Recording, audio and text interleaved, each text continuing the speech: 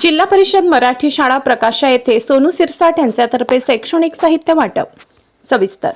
शहादा तालुक्यातील प्रकाशा येथे सामाजिक युवा नेतृत्व सोनूभाऊ अशोक सिरसाट यांच्या वतीने जिल्हा परिषद मराठी मुलांची शाळा कन्या शाळा खुर्द शाळा या ठिकाणी 100 पेक्षा जास्त विद्यार्थ्यांना दफ्तर, वह्या, पेन इत्यादी वस्तू वाटप करण्यात आले. सोनू सिरसाट गुजरात सुरत येथे वास्तव्यास असून त्यांचे शिक्षण प्रकाशातील मराठी शाळेत 1ली ते 4थी पर्यंत झाले. त्यानंतर 12वी पर्यंत शिक्षण त्यांनी सर्वोदय विद्यामंदिर प्रकाशा या ठिकाणी पूर्ण केले.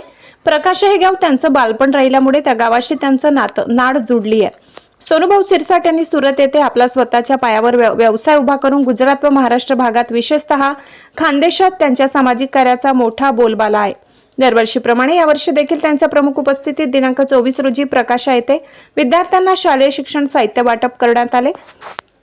सोनू सिरसाट, दिनेश सामुद्रे यांनी विद्यार्थ्यांना मोबाईल न वापरण्याचा संदेश दिलाय. शाळेत रोज येऊन चांगला अभ्यास करून वर्गात हुशार विद्यार्थी होऊन आई-वडिलांचे नाव उज्ज्वल करा.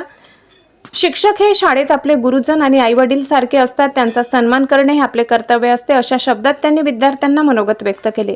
या प्रसंगी प्रकाशा गावातील ग्रामपंचायत माजी सदस्य संगीत सामुद्रे, आरके मंडपचे मालक अशोक सामुद्रे, सामाजिक कार्यकर्ते शेखर ब्राह्मणे तसेच वंचितचे उत्तर महाराष्ट्र विभागीय सदस्य तथा पत्रकार दिनेश सामुद्रे, मोगा पवार, शोएबभाई रामेश्वर महिरे यांच्यासह अनेक सामाजिक कार्यकर्ते उपस्थित होते.